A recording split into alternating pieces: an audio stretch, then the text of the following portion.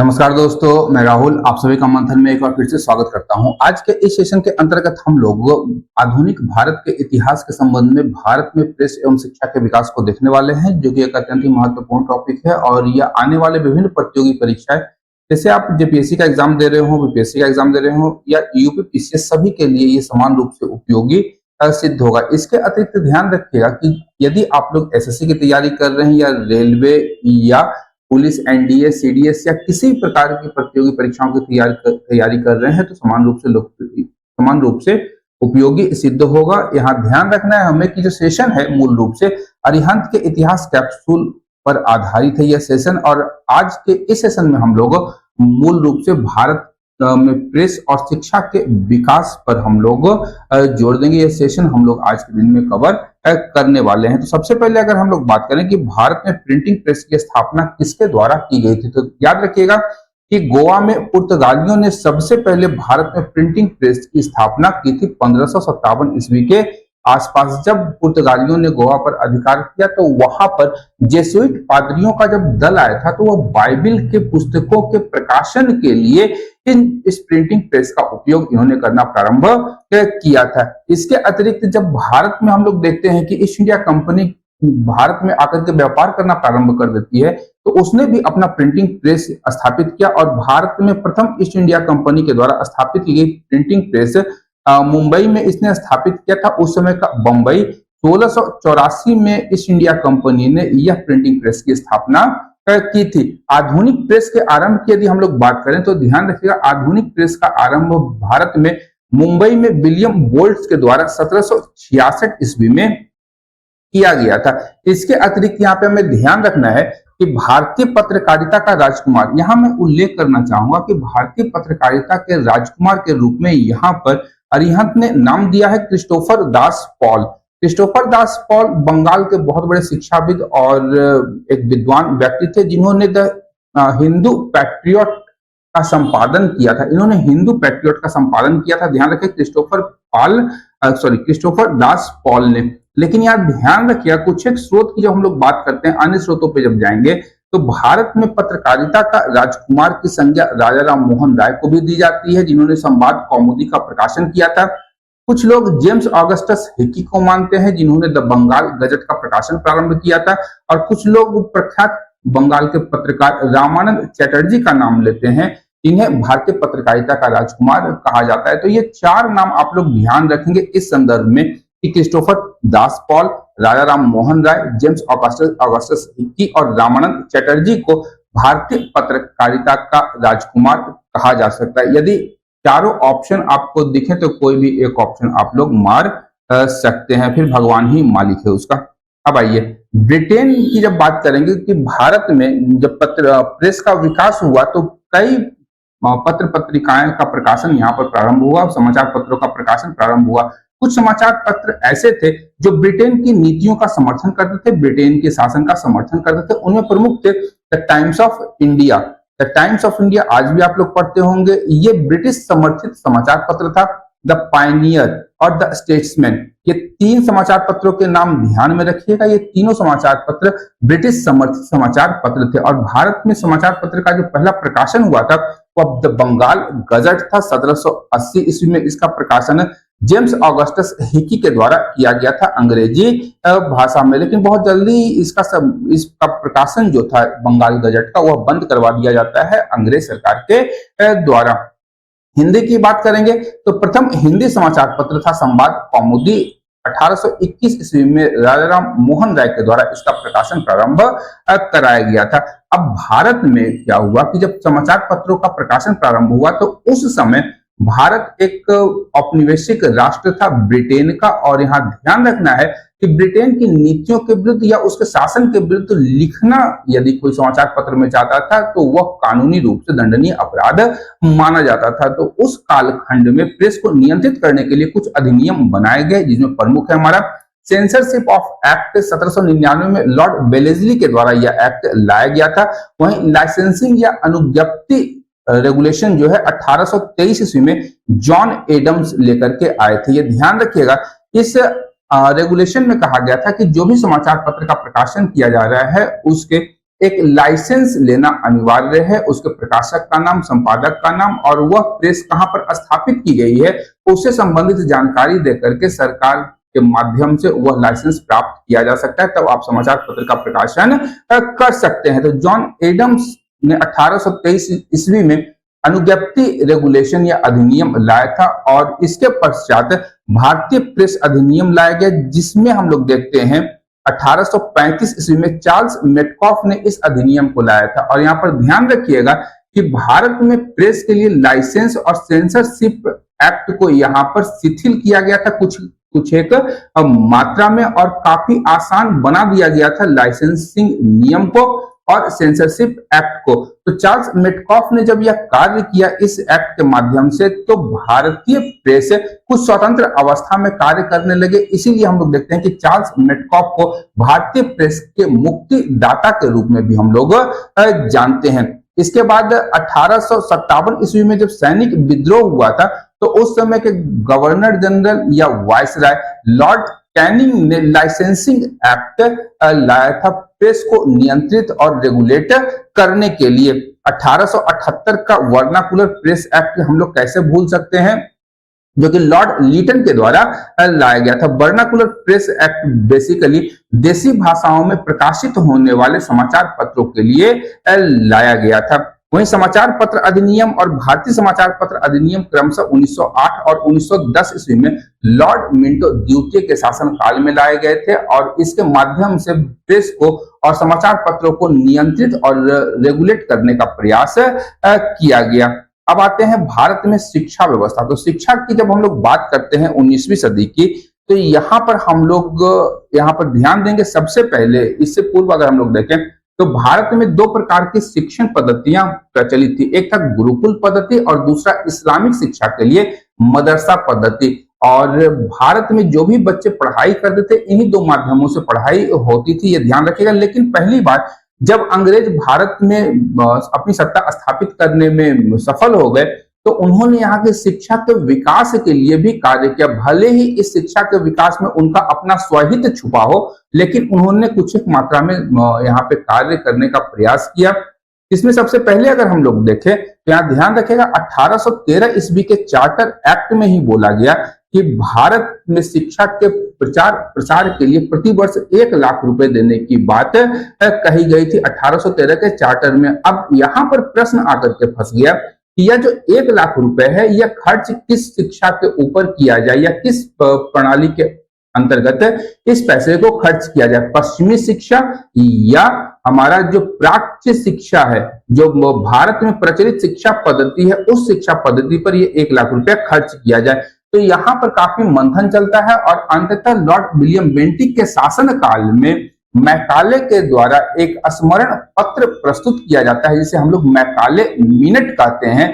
Macaulay minute में ही सबसे पहली बार द डाउनवर्ड फिल्ट्रेशन थ्योरी या अधोगति का निस्यंदन सिद्धांत दिया गया था। इस सिद्धांत में कहा गया कि शिक्षा जो है भारत के उच्च वर्ग के लोगों को दी जानी चाहिए, वह भी अंग्रेजी भाषा में पाश्चात्य शिक्षा होनी चाहिए, और वह शिक्षा उन शिक्षित भारतीयों से छन छन करके समाज के निचले तबकों तक पहुंचाई जानी चाहिए, जिसका जो भार होगा वह उन वर्गों को दिया गया जो पाश्चात्य शिक्षा या अंग्रेजी शिक्षा में शिक्षित हैं। तो यहाँ पर ध्यान रखिएगा, मैकाले का स्मरण पत्र 1835 ईस्वी में आया था और इसी समय इंग्लिश एजुकेशन एक्ट 1835 ईस्वी पारित किया गया था। और यहाँ पर ध्यान रखिएगा कि भारत में आधुनिक शिक्षा प्रणाली का जो प्रारंभ हुआ माना जाता है, वह इसी मैकाले के स्मरण पत्र या मैकाले मिनट को माना जाता है, जो 1835 ईस्वी में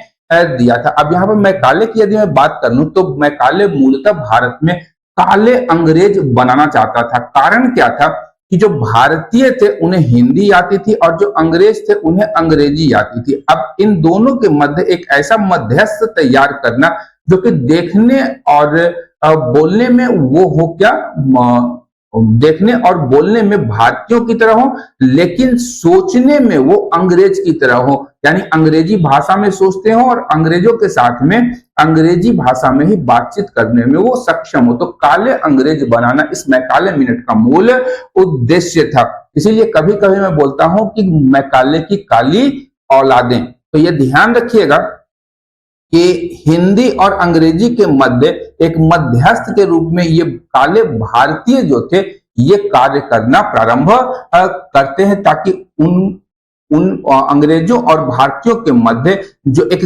गैप बना हुआ है उस गैप को दूर किया जाए। अब मैकाले के विषय में मैंने ऐसा क्यों कहा, तो यहाँ पर ध्यान रखिएगा कि मैकाले का एक स्टेटमेंट है, मैकाले मिनट में पर जब चर्चा हो रही थी लॉर्ड विलियम बेंटिक के शासनकाल में, तो वहां पर मैकाले कहता है कि ब्रिटेन का घटिया से घटिया पुस्तकालय के सड़े हुए अलमारी का तख्ता समस्त भारतीय साहित्य निधि के बराबर है। तो ये सोच थी मैकाले की, और मैकाले की इसी सोच पर वह भारत में किस प्रकार के सोच का निर्माण करना चाह रहा था पश्चिमी शिक्षा व्यवस्था के माध्यम से। इसीलिए मैंने ये कहा मैकाले की काली औलादें। ये ध्यान रखिएगा, ये बड़ा इंपॉर्टेंट है। ये प्रश्न भी कभी कभी पूछा गया है कि ब्रिटेन के साधारण पुस्तकालय का तख्ता समस्त भारतीय साहित्य निधि से भी अमूल्य है। ये मैकाले का ही एक कथन था। इसके पश्चात हम लोग देखते हैं कि काफी सराहनीय प्रयास भी किए गए अंग्रेजी शासन व्यवस्था के काल में, जिसमें हम लोग सबसे पहले चार्ल्स वुड का डिस्पैच देखते हैं जो कि 1854 ईस्वी में आया था। अब चार्ल्स वुड का डिस्पैच क्या था, तो चार्ल्स वुड के डिस्पैच की बात करेंगे तो बेसिकली इन्होंने शिक्षा के विस्तार पर बल दिया। विश्वविद्यालयों की स्थापना इसी चार्ल्स वुड के डिस्पैच के आधार पर की गई थी, और इसमें बताया गया था कि लंदन विश्वविद्यालय की तर्ज पर भारत में 3 विश्वविद्यालयों की स्थापना की गई। तीनों प्रेसिडेंसियों में एक एक विश्वविद्यालय की स्थापना की जाती है। 1857 ईस्वी से यह कार्य प्रारंभ हुआ। कलकत्ता विश्वविद्यालय की स्थापना, मद्रास और बंबई ये 3 प्रेसिडेंसी टाउन्स थे जहां पर इन विश्वविद्यालयों की स्थापना की गई। और जब चार्ल्स वुड का डिस्पैच आया था तो भारत का गवर्नर जनरल था लॉर्ड डलहौजी, ये ध्यान रखिएगा। और चार्ल्स वुड के डिस्पैच को हम लोग भारतीय शिक्षा का मैग्ना कार्टा कहते हैं। चार्ल्स वुड ने सबसे पहली बार माना कि जो शिक्षा का माध्यम होना चाहिए स्कूली स्तर पर वह स्थानीय भाषा में हो, चाहे वह हिंदी हो, बंगाली हो, तमिल, तेलुगु, कन्नड़ इन भाषाओं में होना चाहिए। और कॉलेज स्तर पर जैसे ही विद्यार्थी प्रवेश करते हैं तो उन्हें अंग्रेजी भाषा में पाश्चात्य शिक्षा प्रदान करनी चाहिए। अब यहाँ पर ध्यान रखिएगा कि आखिर ये चार्ल्स वुड कौन, तो ध्यान रखिएगा ईस्ट इंडिया कंपनी के बोर्ड ऑफ कंट्रोल का ये अध्यक्ष था। Charles Wood east India company के बोर्ड ऑफ कंट्रोल का अध्यक्ष था, जिसने चार्ल्स वुड के डिस्पैच को लाया था 1854 ईस्वी में।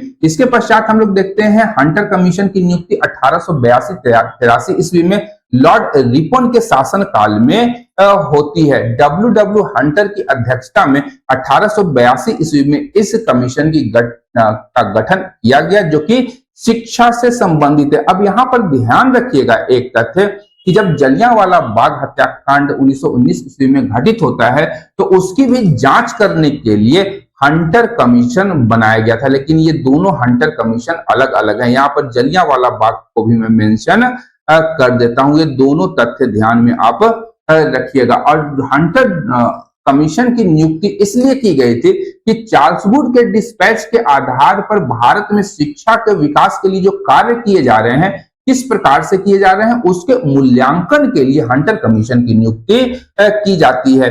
और हंटर कमीशन ने प्राथमिक शिक्षा के सुधार एवं विकास पर जोर दिया था। यह प्रमुख तथ्य हैं हंटर कमीशन के। इसके बाद अन्य शिक्षा संबंधी आयोग की बात करेंगे।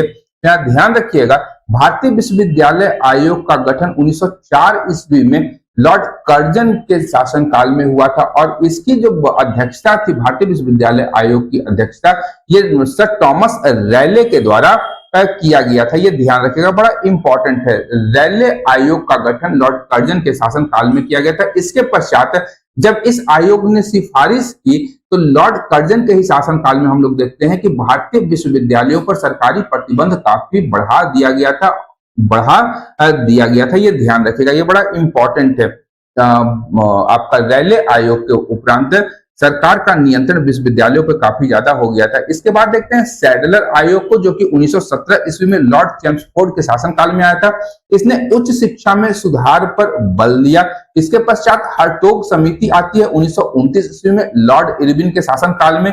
इसने प्राथमिक शिक्षा पर बल दिया। अब यहाँ पर चीजें ध्यान में रखिएगा, आपसे यह प्रश्न पूछा जा सकता है कि 3-4 शिक्षा से जुड़ी हुई समिति दे दी और वो आपसे पूछ सकता है कि कौन सी उच्च शिक्षा से संबंधित है, कौन सी प्राथमिक शिक्षा से संबंधित है। तो इस प्रकार के यहाँ पे प्रश्न पूछे जा सकते हैं। इसके अतिरिक्त ध्यान रखिएगा, महात्मा गांधी के द्वारा एक प्रस्तुत किया गया था वर्धा योजना को। 1937 ईस्वी में महात्मा गांधी ने बुनियादी शिक्षा पर आधारित एक नवीन शिक्षा पद्धति या प्रणाली की स्थापना पर बल दिया, जिसे हम लोग बुनियादी शिक्षा या नई तालीम के नाम से भी जानते हैं। और इस शिक्षा पद्धति का जो प्रकाशन था, महात्मा गांधी ने अपने पत्र हरिजन में इसका विस्तार से वर्णन किया था। यह ध्यान रखें, कुछ महत्वपूर्ण फैक्ट्स हैं, आपसे पूछा जा सकता है कि वर्धा योजना का सर्वप्रथम प्रकाशन किस पत्र में किया गया था। तो आपका हरिजन पत्र में किया गया था। किसके द्वारा? तो महात्मा गांधी के द्वारा। इसका अन्य नाम क्या है? तो नई तालीम या बुनियादी शिक्षा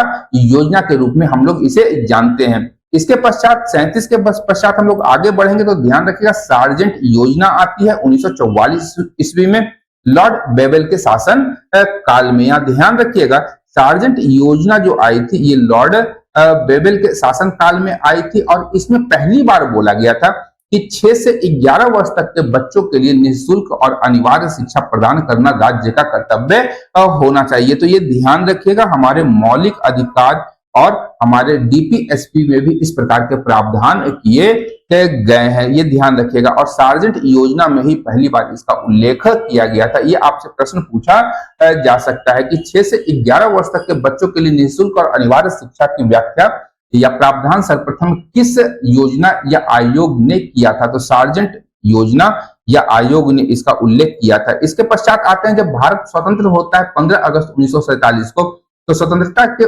प्राप्ति के उपरांत अगले ही वर्ष 1948 में भारत में शिक्षा के लिए राधा कृष्णन आयोग का गठन किया जाता है 1948 ईस्वी में। और यह स्वतंत्र भारत का प्रथम शिक्षा आयोग था और इसने बताया कि विश्वविद्यालय शिक्षा प्राप्त करने से पूर्व 12 वर्ष की शिक्षा समवर्ती सूची में शामिल किया जाए। इसके उपरांत हम लोग कोठारी आयोग भी देखते हैं। तो ये आयोग जो थे ये स्वतंत्रता के उपरांत बने थे। अब आते हैं कि भारत में स्थापित कुछ प्रमुख शैक्षणिक संस्थानों के विषय में अगर हम लोग बात करें तो ध्यान रखिएगा, पहला है हमारा बनारस संस्कृत कॉलेज, जिसकी स्थापना 1791 ईस्वी में बनारस में जोनाथन डंकन के प्रयासों से हुई थी, ये ध्यान रखिएगा। इसके अतिरिक्त एशियाटिक सोसाइटी की बात करेंगे तो बंगाल में एशियाटिक सोसाइटी काफी ज्यादा प्रसिद्ध थे। 1784 ईस्वी में इसकी स्थापना की गई। विलियम जोन्स ने, जो कि भारतीय साहित्य से इनका काफी ज्यादा जुड़ाव और लगाव था और उस पर शोध करने के लिए, उसके विषय में जानकारी एकत्र करने के लिए विलियम जोन्स के द्वारा अस्तुत्य प्रयास किया गया था। वहीं कलकत्ता मदरसा की स्थापना वॉरेन हेस्टिंग के द्वारा 1781 ईस्वी में शिक्षा के विकास के लिए कलकत्ता में की गई थी। ध्यान रखिए, कलकत्ता मदरसा की स्थापना कलकत्ता में की गई थी। इसके अतिरिक्त ध्यान रखिएगा कि भारत में जो भी सिविल सेवक नियुक्त होते थे, इंग्लैंड के निवासी वो लोग जनरली होते थे पूर्व में, तो उनकी शिक्षा के लिए फोर्ट विलियम में हमारा लॉर्ड बेलेजली ने 1800 ईस्वी में फोर्ट विलियम कॉलेज की स्थापना की थी। लेकिन जब ईस्ट इंडिया कंपनी के डायरेक्टरों को लगा कि हो सकता है इसके माध्यम से बेलेजली भारत में अपनी सत्ता की स्थापना करना चाहता है, इसीलिए इसे बंद करवा करके कालांतर में इंग्लैंड के हेल्वेरी में सिविल सेवकों के प्रशिक्षण के लिए एक कॉलेज की स्थापना की जाती है। तो ये भी ध्यान में रखिएगा, बड़ा इंपॉर्टेंट फैक्ट है। इसके अतिरिक्त अब आप बात करते हैं हम लोग स्वाधीनता संग्राम से संबंधित कुछ पत्र और पत्रिकाओं और पुस्तकों की, यहां से प्रश्न बराबर पूछे जाते हैं। सबसे पहला है हमारा अल हिलाल पत्र, मौलाना अबुल कलाम आजाद का यह पत्र था, ये ध्यान रखिएगा। अनहैप्पी इंडिया एक बुक है जिसके रचनाकार लाला लाजपत राय हैं। हिंदू पैट्रियट के संपादक थे हरिश्चंद्र मुखर्जी। नील दर्पण हमारा दीनबंधु मित्र के द्वारा लिखा गया था, ये ध्यान रखिएगा। नील दर्पण में दीनबंधु मित्र ने नील किसानों के उत्पीड़न और शोषण की व्यथा का वर्णन किया है। वहीं इंडियन मिरर पत्र है, इस देवेंद्रनाथ टैगोर इसके संपादक थे। इंडिया डिवाइडेड एक बुक है जो कि डॉक्टर राजेंद्र प्रसाद के द्वारा लिखी गई। इंडिपेंडेंट पत्र है, मोतीलाल नेहरू इसके संपादक थे। इंडिया विंस फ्रीडम जो किताब है यह मौलाना अबुल कलाम आजाद ने लिखी थी। वहीं हरिजन पत्र की बात करेंगे जिसमें वर्धा योजना में हम लोग चर्चा कर चुके हैं, महात्मा गांधी इसके संपादक थे। इसके अतिरिक्त अगर हम लोग बात करें तो यंग इंडिया के संपादक भी महात्मा गांधी ही थे। वहीं न्यू इंडिया की बात करेंगे तो न्यू इंडिया एनी बेसेंट की एक प्रमुख पत्रिका थी। साथ ही साथ कॉमनवेल्थ पत्र जो था यह भी एनी बेसेंट का पत्र था, और इन दोनों पत्र कॉमनवेल्थ और न्यू इंडिया के माध्यम से एनी बेसेंट ने भारत में होम रूल आंदोलन को बढ़ावा दिया था। संवाद कौमुदी हिंदी का पत्र था जो कि पहला हिंदी का पत्र है, राजा राम मोहन राय ने इसका प्रकाशन किया था। माई एक्सपेरिमेंट विथ ट्रूथ या सत्य के मेरे प्रयोग, ये गांधी जी के द्वारा लिखी गई उनकी आत्मकथा है। इसे आप लोग एक बार अवश्य पढ़िएगा, ये ध्यान रखिएगा, गांधी जी की यह आत्म कथा है। इसके अतिरिक्त बात करेंगे हम लोग कुछ अन्य पत्रों की। वंदे मातरम, वंदे मातरम अगर हम लोग बात करेंगे तो यह पत्र था अरविंदो घोष इसके संपादक थे, राष्ट्रवादी पत्र था। राष्ट्र गुप्तार की बात करेंगे, यह भी पत्र दादा भाई नौरोजी का था। लीडर की बात करेंगे तो पंडित मदन मोहन मालवीय जी का यह पत्र था। हिंद स्वराज महात्मा गांधी का एक बुक है, इसमें यह जो बुक है यह आपका वार्तालाप शैली में लिखा गया है, ध्यान रखिएगा। वार्तालाप शैली में हिंद स्वराज की रचना गांधी जी के द्वारा की गई थी। इंडियन अनरेस्ट की बात करेंगे तो वैलेंटाइन सिरोल ने इंडियन अनरेस्ट की रचना की थी। काफी भारतीयों के विषय में इन्होंने अपशब्दों का प्रयोग अपने इस बुक में वैलेंटाइन सिरोल ने किया था। केसरी की बात करेंगे तो बाल गंगाधर तिलक ने केसरी का प्रकाशन प्रारंभ किया था। केसरी और मराठा, यह भी ध्यान रखिएगा, केसरी मराठी में था और मराठा जो था अंग्रेजी का पत्र था बाल गंगाधर तिलक का। कॉमरेड की बात करेंगे तो कॉमरेड का प्रकाशन मोहम्मद अली के द्वारा किया गया था। बॉम्बे क्रॉनिकल फिरोज शाह मेहता थे, बॉम्बे क्रॉनिकल का प्रकाशन फिरोज शाह मेहता ने किया था। और अमृत बाजार पत्रिका की बात करेंगे तो शिशिर कुमार घोष ने अमृत बाजार पत्रिका का संपादन किया था। और वर्नाकुलर प्रेस एक्ट जब पढ़िएगा तो उसका सीधा संबंध अमृत बाजार पत्रिका से जाकर के बैठता है, ये ध्यान में रखिएगा। तो आज का सेशन मैं यहीं पे समाप्त करता हूं। आशा करता हूं कि आज के इस सेशन से आप लोगों को उपयोगी और लाभदायक जानकारी प्राप्त हुई होगी। यदि सेशन से लाभ प्राप्त हो रहा है तो चैनल को लाइक, शेयर और सब्सक्राइब करना बिल्कुल भी ना भूलें। अंत तक देखने के लिए धन्यवाद। देखते रहिए मंथन, क्योंकि मैं इस प्रकार के वीडियोस लाता रहता हूं। Thank you.